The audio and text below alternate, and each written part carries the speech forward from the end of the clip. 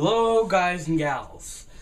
So today I'm going to review what I am dubbing as the most demanded game review that you have requested of last year. I got a lot of comments about it, I got a lot of inbox messages about it, and I kept my mouth shut because I like surprising people. So today we are reviewing Tales of Xillia for the PlayStation 3. And I believe it's an exclusive. Yes, I got the limited edition version back in August when it first came out. So yes, the game took me quite a while. It became that one game that came out around other titles. Then I joined school again, and all this crap happened, yada yada. And since it's a long game, it took me a while to finally get up to this point and beat it and whatnot. So with the limited edition comes, I'll show you this really fast because I'm gonna get into. It's gonna be a whole big ordeal. You have to explain everything. I got a soundtrack of the music in the game. I got a little art book with some information and characters, stuff like that. It's pretty basic, honestly, but it's cool. I like it. Stuff like that.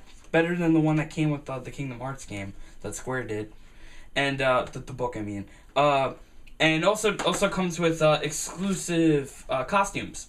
Anyways, let me throw this to the floor because this is where I'm gonna pick up the pace here. So, Tales of Xillia is essentially a open kind of semi-world JRPG, and basically you pick between either Jude Mathis, who is this do-gooder medical student, or this character Mila Maxwell, who is like a descendant of this character known as Maxwell, who is like the god, the creator of this game's universe.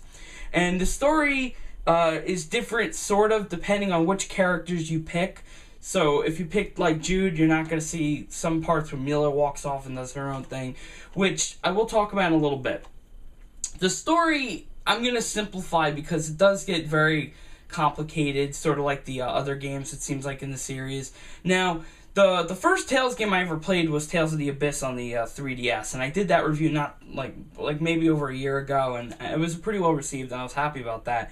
And I was really itching to like play more Tales games, and I saw the trailer for this game when it was first shown in like Japan. Someone put it up online, and I was really intrigued by how it was like a modern science fiction kind of fantasy thing going on. So I was like, I knew I had to play this game, and I had to check it out. Now the story is kind of like this, okay? Jude somehow gets caught up in something that Mila's doing, and Mila has the ability to control spirits. And they're like elemental spirits. And something happens to her spirits. All this bad guy stuff happens. Then next thing you know, you have nations fighting each other, sort of like in Tales of the Abyss. I'm assuming a lot of the Tales games revolve around war. So you tell me in the comments. But and all this stuff happens, and Jude, really is inspired by Mila as well as the other characters you meet because of her strong, I guess, resolve and how she just wants to keep pushing for her mission to save the day, get everything back, yada, yada, yada. And, yeah, so basically it's like this, okay? First off, you have a lot of interesting characters going on in this game. You have characters such as Alvin, who's my personal favorite, who's like a badass Han Solo-y, perverted-y guy. He's like a bounty hunter. He's got this dark past. You're going to also hear a lot of dark pasts. There's an old man named Rowan who's like a housemaid now, but he had a dark militaristic past, sort of. Then you have like Leia, who is like this, she just wants to be like an all-around kind of like a wife, and she's a healer, and she fights with staff, and she's a childhood friend of Jude's. You have Elise, who's like this little 12-year-old girl who's got a dark past, who's like super powerful and has a floating doll that talks named Tipo, and there's a whole thing with that. So there's a lot of things going on. Now, the basic gameplay of this game is just like the other games, it seems like, in the series. It's very simple. You have arts that you use, and some of them have different elements, some of them are just attacks, and you put them on whatever you want, and you do, up move, side move, down move. That's why I said it was kind of a little like Smash, sort of, but not really. Just the layout scheme is, that's it. And you have an open kind of plane, and you could jump around, you could block, you could combo, do your moves, and there's a whole bunch of stuff that goes into that. And what's really cool is, in this game, they took the linking concept that I found in that Abyss game, and they multiply that. So, like, if you're linked with somebody, each of you will obtain a special partner ability, and you'll obtain, like, I think more power or more. I think you get more heals done to you or something if one of your guys heals. And for every art that connects with the other character's art, you will do like a super art move. And then inevitably later on, you get a over limit meter, which you fill up by doing stuff like that and combos. You know, you don't even just have to do the connected arts. And basically, you can do like a whole bunch of them, like go into like a super form and just do a whole bunch of them, just keep procking and procking, because there's a casting window, which means you can't always do the arts, which is fair. It's how they balance the game. But when you go into over limit, shit goes crazy. It's fucking awesome. And then inevitably later on, you get like a super move for your main guys, and they can just break out of the over limit and do this like bitchin' badass move and just fuck the enemy up. It's really nice. It's really cool. It's a cool system. Every time a character levels up, after beating a monster on the map, or a creature, whatever, boss, it doesn't matter, there's something called the lithium orbs. It's like a web. So basically, you get points to spec into, you know, things like strength, vitality, dexterity, agility, things like that. You obtain new moves. You know, you obtain little things like that. You obtain skill points, technical points. And what's amazing is, on top of getting all these stats and these extra moves, you take the skill points and you spec them per character into different perks, which you can unlock via the web and whatnot. So you're getting all these different things for all your characters. You're making them super strong. It's really cool. Now, there is something that I do have to complain about. It's actually a couple things. When you're on the map, they give you a general layout of how it is. They show you on the map what it is. The map is a little confusing because they do it in layers, and it's a little bland looking. I wish that they were kind of more dynamic looking and more maybe well designed or something. But you're constantly picking up items through the map, and that's good. That's actually not my complaint. You know, you're constantly exploring and finding things that you can actually use. I'll get to in a minute for shops.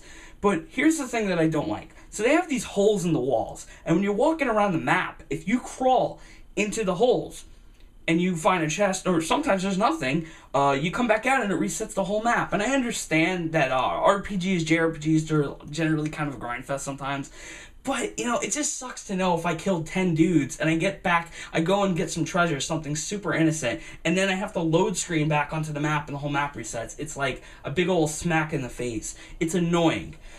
But as for the items that you do find on the map, you can use those to expand shops and gain higher levels for your shop, so you can get better weaponry, better armor, better items, etc., etc. My advice: go for the weapons, and then armor is a secondary. Just my opinion, because the items and accessory shops, it's like whatever. It doesn't even matter. Oh yeah, that's the other thing. Your characters can use accessories. They're alright. I mean, unless there's something in the game that I don't know that's incredible. I know there's some that boost experiences and give you... Actually, there is an item that I think is an accessory or it's a book, I don't know. But it actually allows you to do more art. So, right now, at the beginning, you have 4 arts to use. And then by the end of the game, you have like 16. So it's nuts.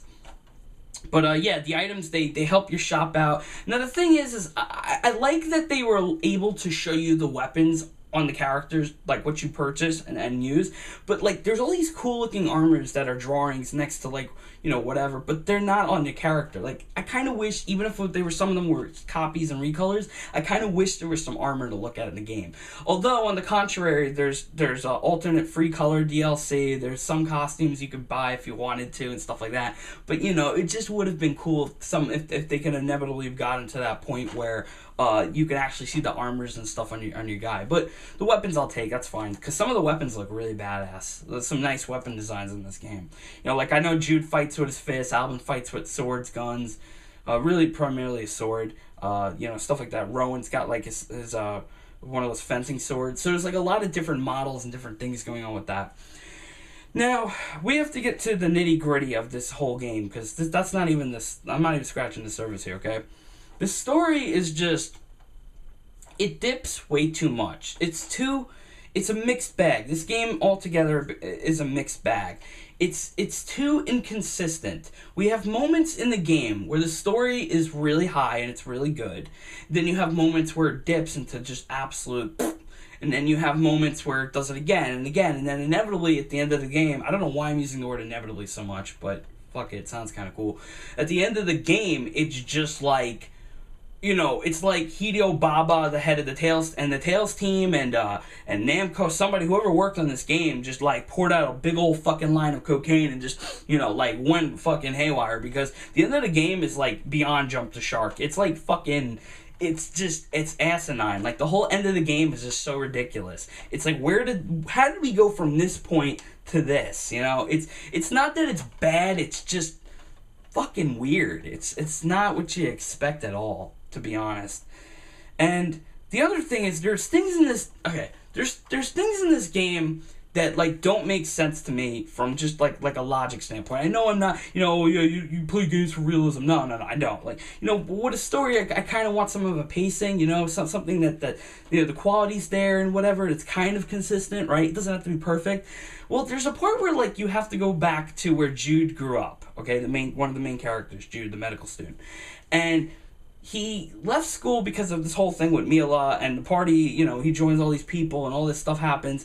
And rather than his parents trying to figure out what's going on, you spend like 90% of the cutscenes and things getting scolded by your dad. It was one of the like most piss poor like written things I've ever seen in a game. I'm just being completely honest. There's also this other weird thing where you're in like an ice cavern later in the game, and one of the characters is like, oh yeah, I fought this before. And it's like, well, where the fuck were you? Because you left the group. And that's the other thing. The group is like you like these characters and you really want to be involved with these guys and you really want to just enjoy them, but there's too many times where they leave and it's all like bullshit fake drama. It's like one guy's always leaving the whole game, then there's two people who keep leaving. It's constant like leaving. It's like you can never really feel like a party by the end of the game. It's like watching Iron Man 3 and realizing Tony Stark isn't in his suit 80% of the fucking film.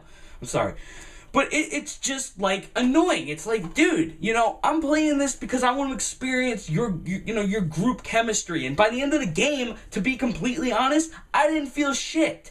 The best part is, in this game, they have conversations like they did in that Abyss game I reviewed, okay? And this time, they're voice acted. And there's a shit ton of them, okay? There's a lot. And I'm thinking, oh, man, these are going to give me some really cool... You know, I'm going to feel involved, man. Like, I'm really going to enjoy these fucking characters. No, man. Like, 90% of them are just bullshit throwaway things. And when we do get to know somebody, it's like, oh, no, never mind. It's like they didn't even want to give us anything. That's like they didn't even think of a detail about these characters' past. The best stuff, really, you'll get is a joke here and there about bazongas, about how annoying Tipo is, because Tipo does not shut the fuck up. I'm just being honest here. I don't hate Tipo, but Tipo, shut the fuck up. You're like a little floating puppet thing. And it's like, it's just a missed opportunity. You know, same thing, even with the cutscenes. You know, missed opportunity to say something badass in the final acts of the game, or even the middle acts of the game.